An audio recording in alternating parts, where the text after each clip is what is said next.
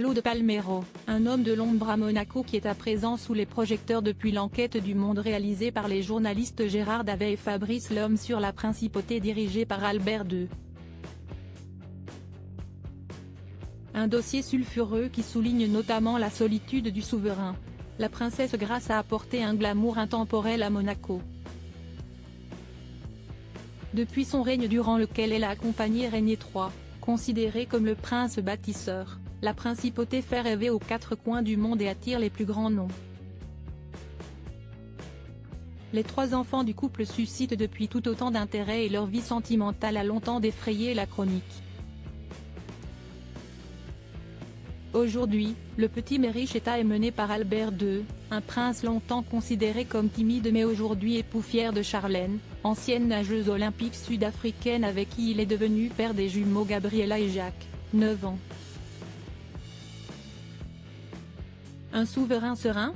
Les journalistes d'investigation Gérard Davet et Fabrice Lhomme ont jeté un pavé dans la mare avec une enquête explosive pour Le Monde sur Claude Palmero, ancien administrateur des biens de la famille princière disgracié le 6 juin 2023 après plus de 20 ans de bons et loyaux services.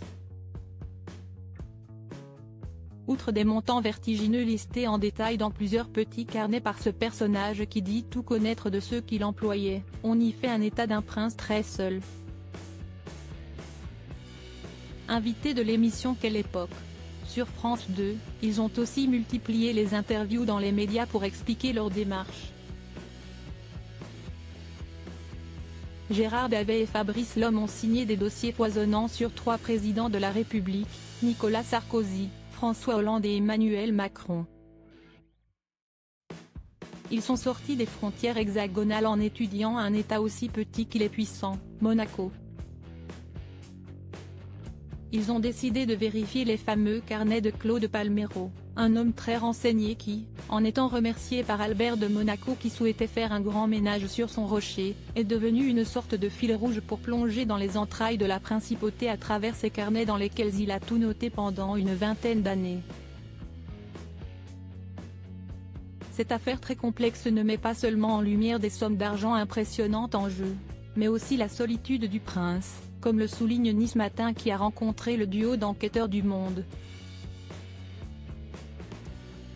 Gérard Davet a rebondi sur la question, ses sœurs, Caroline et Stéphanie, d'un côté, Charlène de l'autre, les mères de ses enfants illégitimes, Nicole Coste et Tamara Jean Rotolo, qui ont respectivement donné naissance à Alexandre et Jasmine Grace, ses amis, les businessmen, le prince est constamment au milieu de luttes d'influence et il doit arbitrer. D'après l'enquête du Monde, l'influence de son ex-bras droit est contestée par ses sœurs qui lui trouvent trop de poids dans les décisions du rocher, outre qu'un obscur comptable épie et contrôle leurs dépenses. Par ailleurs, ses anciennes liaisons sont très exigeantes sur ce que le prince doit à ses enfants naturels tandis que les dépenses de Charlène sont dans le viseur. Sans parler de tout ce qui concerne la succession d'Albert et le partage de l'héritage. Une affaire médiatique qui succède à celle des dossiers du Rocher survenus en 2022 quand un mystérieux site internet a divulgué des documents confidentiels mettant en cause des personnalités monégasques et révélant des luttes d'influence sur fond d'enjeux immobiliers énormes. Le prince Albert n'est pas resté muet face à cette enquête du Monde. Il souhaitait dire sa vérité en transmettant sa parole par son avocat, Jean-Michel Darrois, et a répondu au nom de son épouse, de ses sœurs, et de ses neveux et nièces avec qui il veut toujours s'afficher soudé, contre vent et marée. La réaction du prince Albert II de Monaco. Les prérogatives de Claude Palmero ne l'autorisaient pas à parler en mon nom, ce qu'il a fait de plus en plus régulièrement, refusant même, par moments, de relayer mes décisions. Ses devoirs lui imposaient une discrétion absolue, que ses déclarations publiques ont violée. Il lui imposait également une loyauté que les derniers propos inacceptables qu'il m'a tenus ont foulé aux pieds. En me séparant de M. Palmero, j'ai exercé le pouvoir de choisir l'administrateur des biens de mon choix. Les événements ont confirmé combien cette décision était la bonne, a expliqué le prince Albert II au Monde. Albert ne termine pas une conclusion lapidaire qui dit beaucoup de l'état de leur relation après 22 années de collaboration. Les attaques qu'il porte contre ma personne et contre l'État et ses institutions démontrent sa vraie nature et le peu de respect qu'il porte en réalité à la famille princière et à la principauté. Retrouvez l'intégralité de l'enquête dans Le Monde.